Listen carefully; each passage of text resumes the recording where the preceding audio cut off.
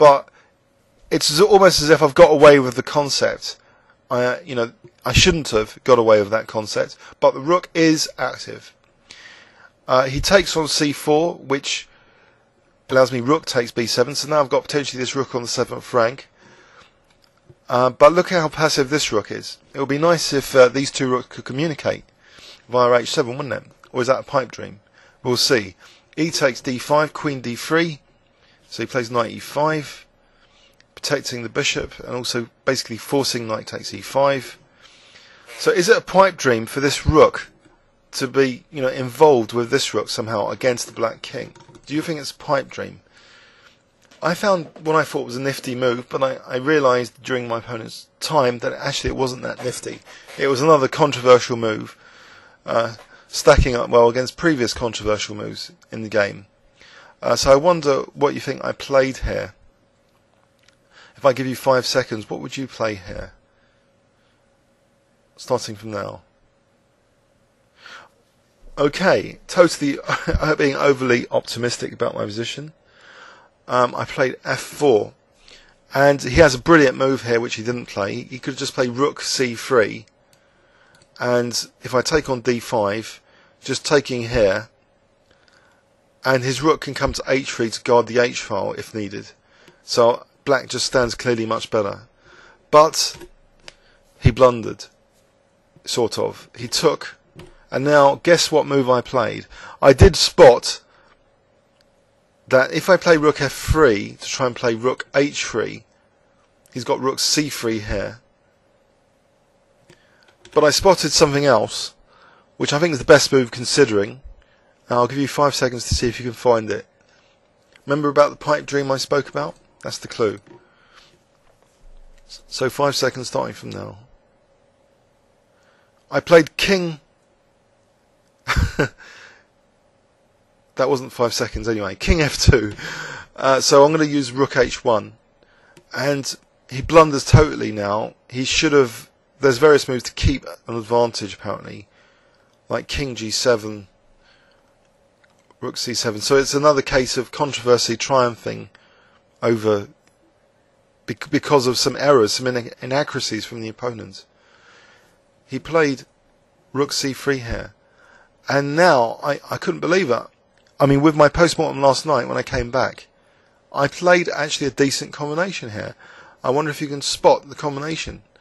So I think I spotted it from here. Or was it from the next move? I'm not sure. I played check anyway, the obvious move. But here, can you spot a combination to try and get an advantage for white? If I give you 5 seconds from here, starting now. Okay, I saw a way of winning a piece. I didn't see that rook h7 did anything necessarily because the king comes to f6. I was wondering, what do I do here? He's got f5 protected.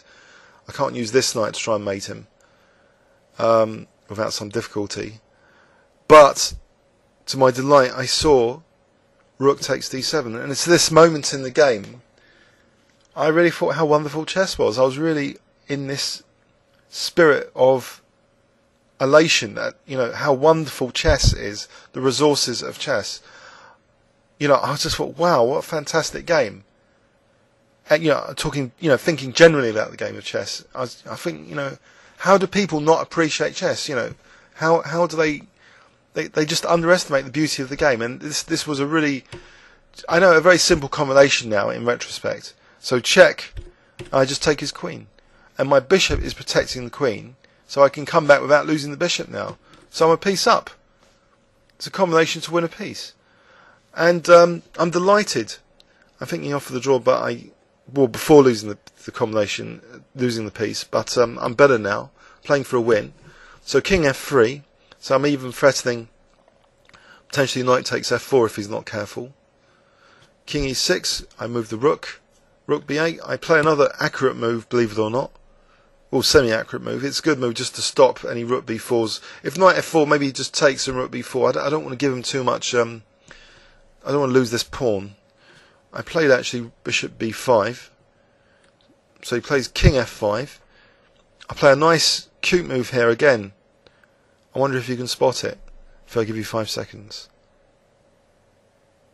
I play knight takes f4. Because if takes, I've got rook f7 check, and I take the bishop. So I've nabbed another pawn. He didn't. He played rook f8. Now I find another good sequence. I play check, protecting the rook. So there's no lethal discovered checks to win my rook. And now I cheekily grab another pawn, even allowing a discovered check from the opponent, because I know it's harmless. I just take on d5, which is king. And now I cheekily go to e4 because I think rook f4 is harmless. He swoops his rook down. Swooping movement. But missing. Missing, can you spot it? Missing the mate in 1. So there's someone ECF 202. He's just been mated. I hope you enjoyed it. I was elated last night. I think it was the only win on the team. We lost 6-2, unfortunately. It was a very, very strong King's Head team. 3 people over 200 on the first 3. A few 190s. It was an 8-board match. But let's have a look at it. So it was very controversial. If I had this position again, I wouldn't use this plan of b4. I'd just play b3. I will not try and justify this rook. The point of the rook move is basically, it should just be to get out of that dangerous diagonal. It shouldn't be to play b4. c4 is left totally vulnerable. So if you'd played this right, I would have just been losing a pawn for nothing later. The rook, as it turned out, was the mating piece, though. So that's why I say winning through controversy. And then there was other controversy later relating to this rook, trying to get that out, into the action. So how these rooks operated in this game was completely controversial. But it worked against a high-rated opponent. And that's the beauty of the game, over the board chess. People make mistakes and inaccuracies. And sometimes your controversial moves, they turn out to provide advantages and dangerous threats. So basically, I should have been losing the c-pawn for nothing. But the way he played it with g5 to start off with, he started giving me some counterplay. I didn't need to play this controversial bishop e5, though. I could have maybe played knight e3, but I started, I think, weakening his king successfully, and trying to just maximise the counterplay. So king f2 I thought was a nifty move. So the other rook, now this combination comes in just to win a piece. So it's a game which I was losing for a large part of it. The controversial moves turned out okay in the end. Please leave any comments or questions on YouTube. Thanks very much.